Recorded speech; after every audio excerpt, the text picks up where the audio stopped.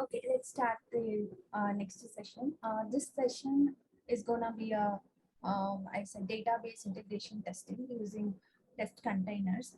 This session will help you understanding test containers, which is a Java-based library that supports a JUnit test as well. And we will see how it can be implemented in our project as well. To give a talk, we are having Sam Gladson, who is also a co-organizer for this event. He's having totally almost 4.5 years of experience in testing. He has also worked in various domains like banking, retail, those things. Currently, he's in media and digital platform. So, uh, hey Sam, over to you. Thank you, Maha. Yeah, I'll share my screen. Okay. Okay, is my screen visible? Yes, Sam. Okay. So hello everyone. So as Maha said, like I am Sam Gladson, and I am here to present the session on database integration test with test containers. Since this is my first speech, I want to put a disclaimer saying that okay, if I go too fast or too slow, or if I make a presentation like a professor that is make you sleep, please forgive me and consider me as a homegrown child. So that is my disclaimer, and let's start the session. Going with like I'm going to start up with a known topic for all of us, like the test pyramid. This is something like we need to achieve. We are trying to achieve in every other project. The reason why we are trying to achieve is like it gives us a quality stability of the overall test structure that we are having, as well as the chances of finding bugs at the early stage is pretty much more. And in this test structure and this test pyramid, I'm primarily going to focus upon integration test. So of course, there are two integration tests here. So you can see like the system integration test as well as integration test. So in the system integration test is nothing but testing the system as a whole, which is comprised of many components. So it is mainly used to perform, this testing is used to perform whether the complete build is matching the functional and non-functional requirements.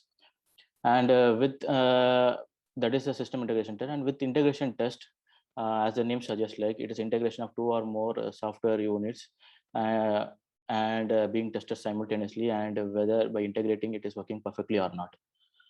So in other words, that integration test is a test which interact with external dependencies and systems.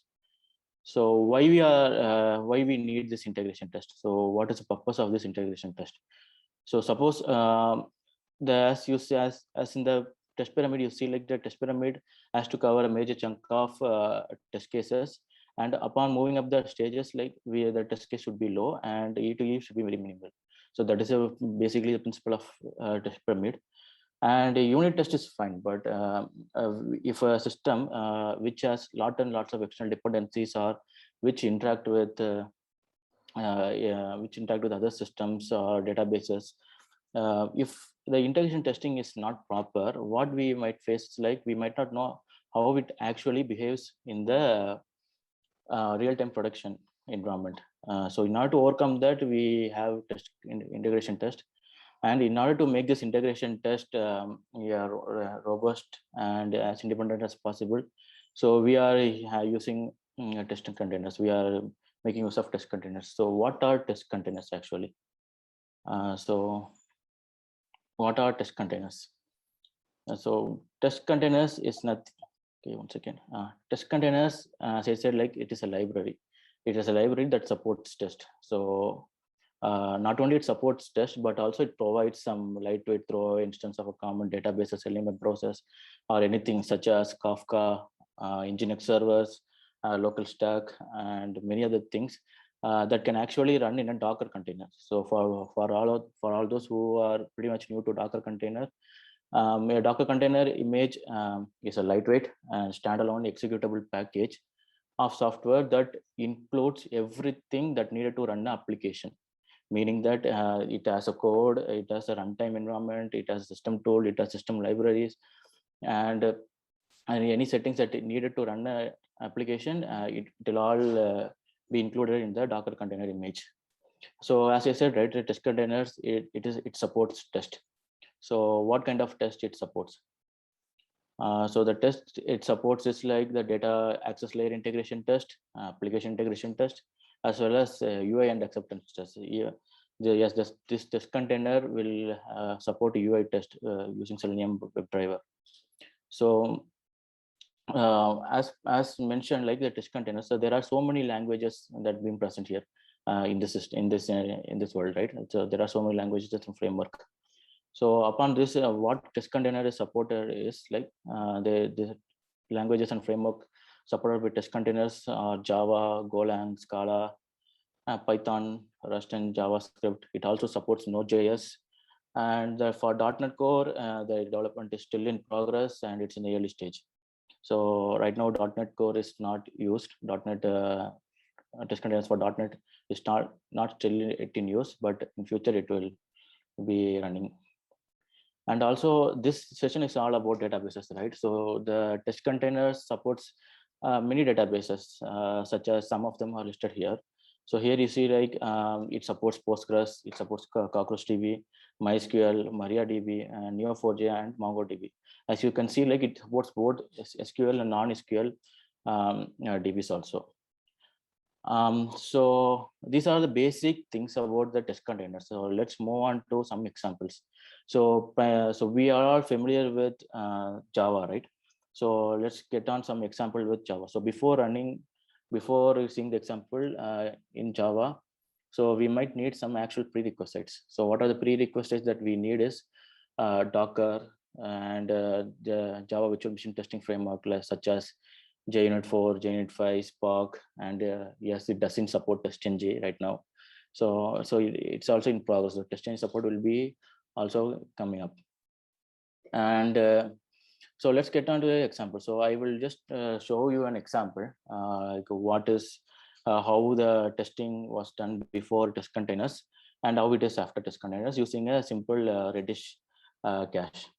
So Redis cache is nothing but a in-memory data store that can be used as a database, as well as cache or a message broker. So these are the basic things about Redis cache. And here, if you see, right, this test, this will give you like in the before setup that we will use like new Redis container cache. So we are giving up the port as well as a host name, and we are starting every test, and we are putting a key value pair of test example, and then upon retrieving the value for the key test, we are asserting. So this is basically a test. So there are n number of problems that will arise from this code. So firstly, we are all under assumption, right? This Redis has been installed locally in our machines, as well as in the CI engines, or whatever machine that is going to run. We are under the assumption that the Redis is installed. So which is basically a red flag for test reliability. So and also like when we are trying to run a parallel test, so it might cause a problem on port clashing and state bleeding, etc. So these are all the problems that we get from running the Redis cache in local. So after test containers, so what we are going to do after test containers? So in after test containers, we are simply putting a rule.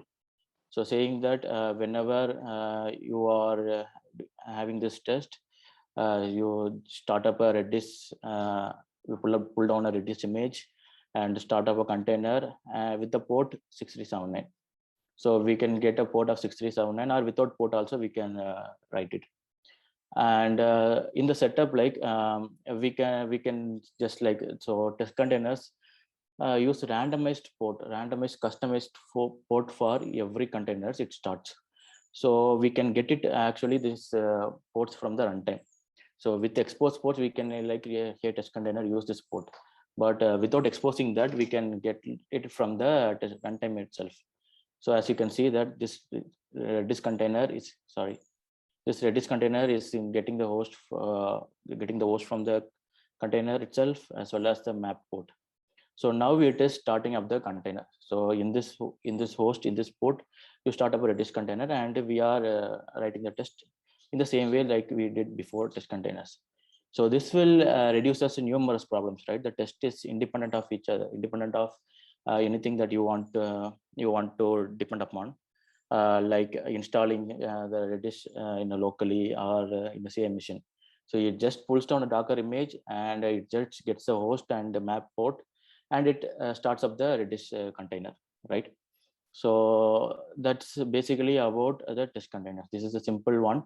So it might actually be useful in many ways, for parallel testing also. So suppose if you are using a Selenium WebDriver, right, you can parallelly test with either you can start a container with Chrome, Firefox, IE or Opera. So all these images we can parallelly start, and we can test them in parallelly. So right now, like, I am going to do a demo on a PostgreSQL.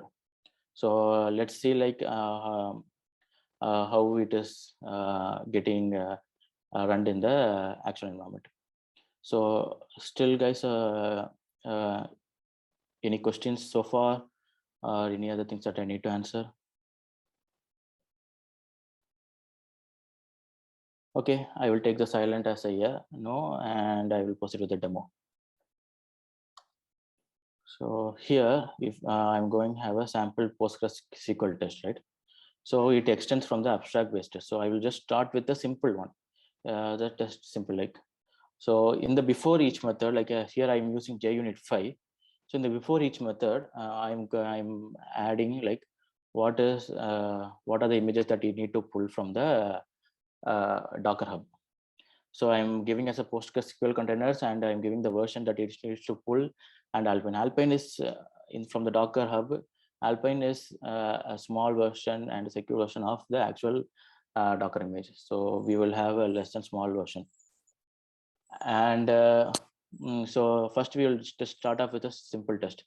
So what I'm doing is, in the before test, I'm just starting up a new PostgreSQL container, and I'm starting it, and I'm performing a query saying that select one, which means like if database is actually created or not, and I'm getting the int set result. So what are the sets that it is having, that I'm getting the set result, and I'm asserting. So that is basically a simple query. So if you see here, if I'm going to run it in the IntelliJ, so it is just installation test, and if you see,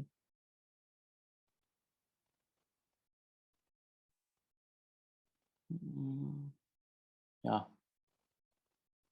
So these are the logs that we get from the Docker test containers.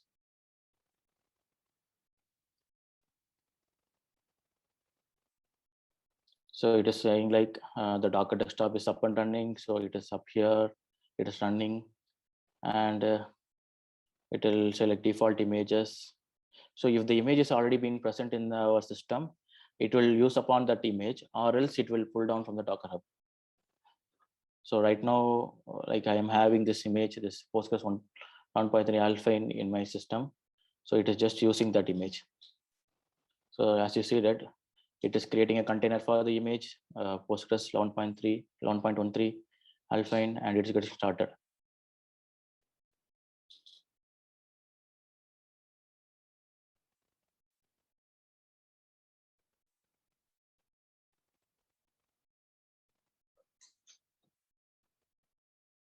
Yeah. I'm sorry, my Mr. Hanks. Okay. So it actually runs, right? So what is the result set? And we are comparing, it is 1, and we are comparing with the expected one. So it matches and it passes. So you might actually confuse, like, what is this Ikari pool and why it is being used here. So if you see here in the perform query, so I'm extending an abstract database test, right? In the perform query, I'm getting a data source of the container, meaning that, as I said, right, from the runtime, we are getting the post, the URL, the username that has been set, password, and the port, and what is the driver class name. Everything we are getting it from the runtime environment. And for that, we primarily use a connection pooling framework called Hikari CP. So what is connection pooling? You might know, like, what is a connection pooling framework. So connection pooling is nothing but the connections that we are getting from the JDBC. So Java database connections, right? The connections that we already established is being reused again and again. So instead of creating a new one for each and every time, we are reusing the already established connection again and again. So that is the major use of this Hikari config, Hikari CP. And from the Hikari CP, we are using the Hikari config class file. So for setting up the JDBC URL, username, password, and the driver class name. So if you see here, the database query. So this is performance query. So what we are getting is like, we are getting the connection and we are creating a statement, and the statement can be updatable or type scroll sensitive. And we are executing the SQL statement and we are getting the result, and we are publishing the result here. And upon publishing, we are asserting it to the expected one. So that is basically the test simple is doing. So right now, like, we are what happens, like, if we have a SQL script, or if we have an init script that we need to do a testing. So suppose we can apply this testing to a migration script also. So what should we do in order to apply the that init script? So right now I am having a SQL script called sample Postgres schema. So here we are using this SQL script simply using, like, it is creating a table called Vadivelu movies. As you know, Vadivelu is a famous comedian, acted in Tamil movies. So he is using his famous Vadivelu movies, and he is having a 4-column values. One is status, movie, name, and genre. So what is the status of the movie, and what is this movie name, and what is his character name, and what type of genre it's based upon. So I have inserted 4 values of hit, super hit, blockbuster, and average. And I have inserted all these values into the table in this simple SQL script. So here with the test init script, right? So I'm just starting. So in order to start a Postgres container, in order to start any container, right? So before starting itself, we have to apply the init script, and we have to mention, like, what are the number of parallel connections that it can have, and what are the commands that it should have. Everything we have to initialize before we are about to start the Postgres. We are about to start the container. So this Postgres is like, I'm just starting with the samples Postgres schema SQL. And as I said, right, it is performing a query called, I'm getting a star from Vadivelu movies, and I'm getting the results of the 3rd row. And I'm printing out the results.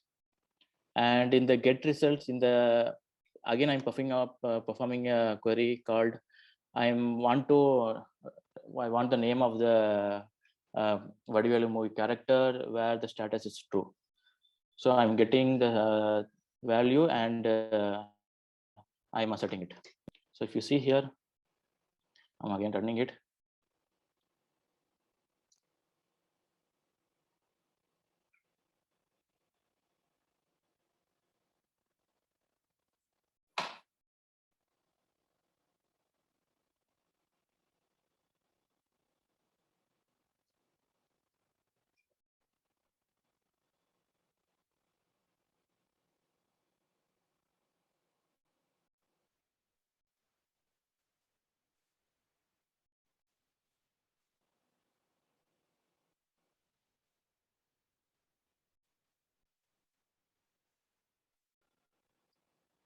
It is starting an image, it's starting a container image, and container alpha is starting.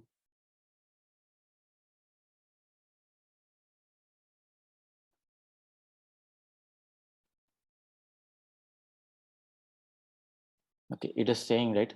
So we are getting the absolute row value of 3. So these values are being present here: Blockbuster, Friends, and the character name is Nesamani. So if you see the SQL schema, say the 3rd value is Blockbuster, and its Friends, and its Nesamani. So I'm printing out the value here. So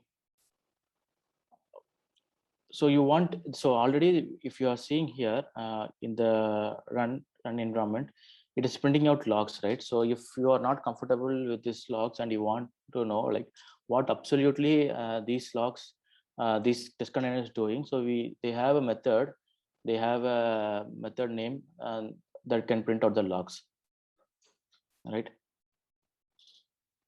So here I'm having this method here.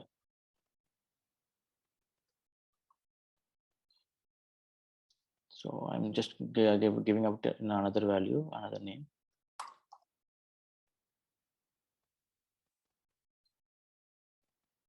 So let's see, like I'm commenting out and I'm printing it.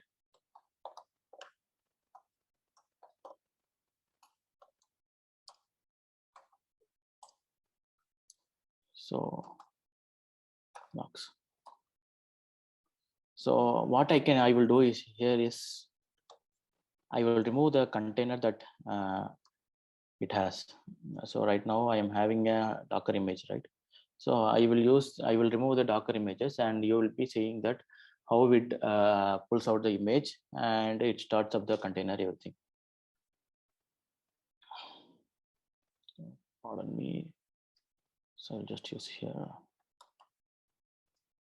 Docker images.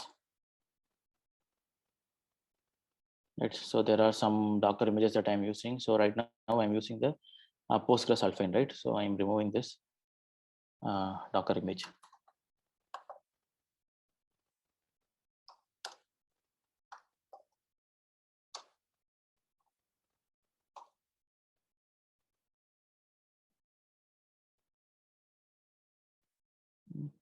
What is that?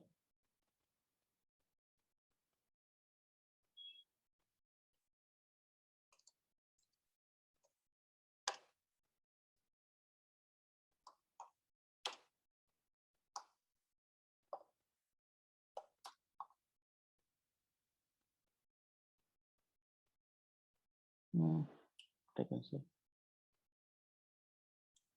Okay, it's not removing. So let's try something. Sorry, I just made a blunder mistake.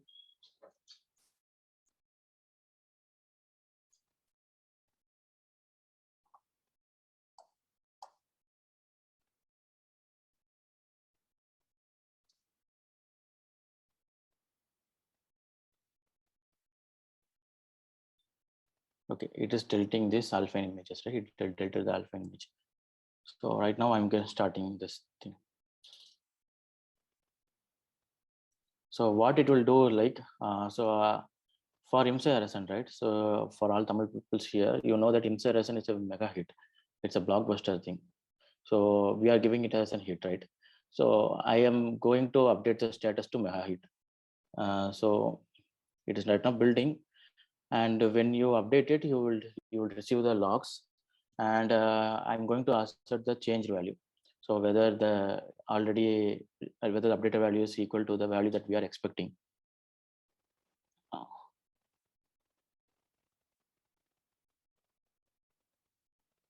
Okay, it's running.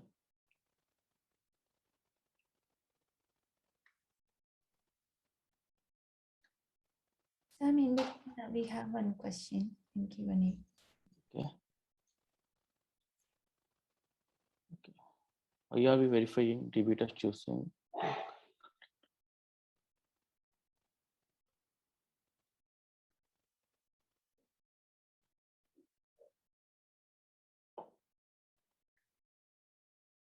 We are not, as Jay mentioned, like we are not supposed to keep data in any containers, right? So containers, these containers, what we are doing is like we are testing out whether plate schemas, or we are not permanently going to use this container thing. So we are just getting started up. We are starting the container and applying the schemas and check like whether the schemas are working perfectly or not, and then we are destroying it. There is no harm in testing out whether our script, our SQL script, which we are going to apply in the real-time environment, works fine or not. So that was basically things like we are using this in the containers. Unless or until like if you want to try it out in a real-time environment, then the chances of getting like there should be too much consciousness that we have to apply like when we are testing it in actual DB environment. So I hope that answers your questions, Jay.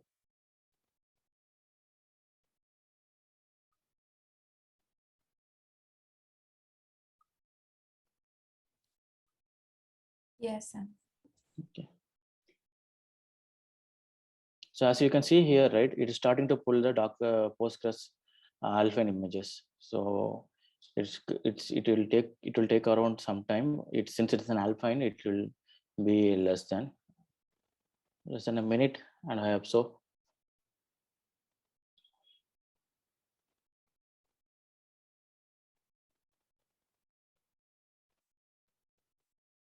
My system is running pretty much slow here.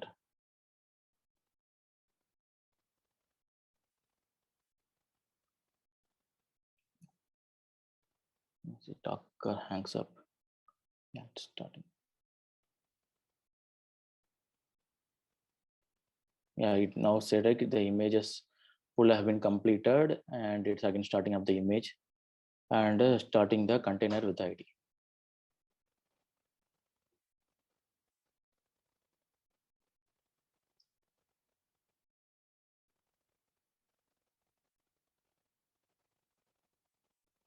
As you can see, like there are a bunch of logs that have been printed out here. So meaning that we can have the logs also being printed in our test scripts or results. And upon this, like we can, from the logs, like we can actually use like whether we want to get only the output logs or whether we want to get the error logs. So these are all the methods that are already been present. So we can use this method. So only when there is an error, we can print out the error logs, or only when we want to print out the output logs also, we can print out. So this is basically like a basic test setup, and for a column, for a DB.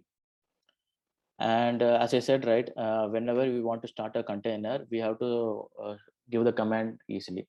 So in general, the Postgres container that we have here is giving out 100 parallel connections.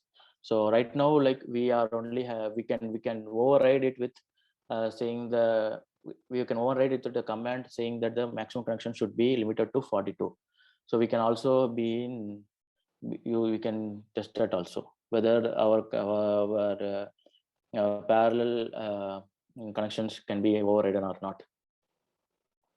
So these are all the basic things about test containers. And I also have created another script.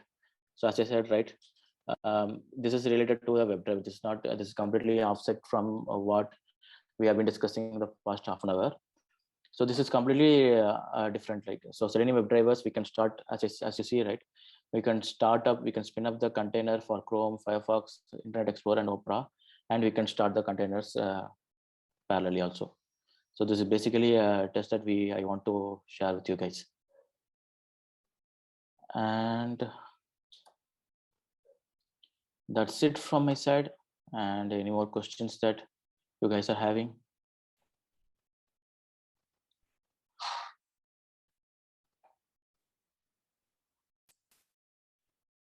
Okay, all good. Yeah, so let's start the poll. You can give a feedback.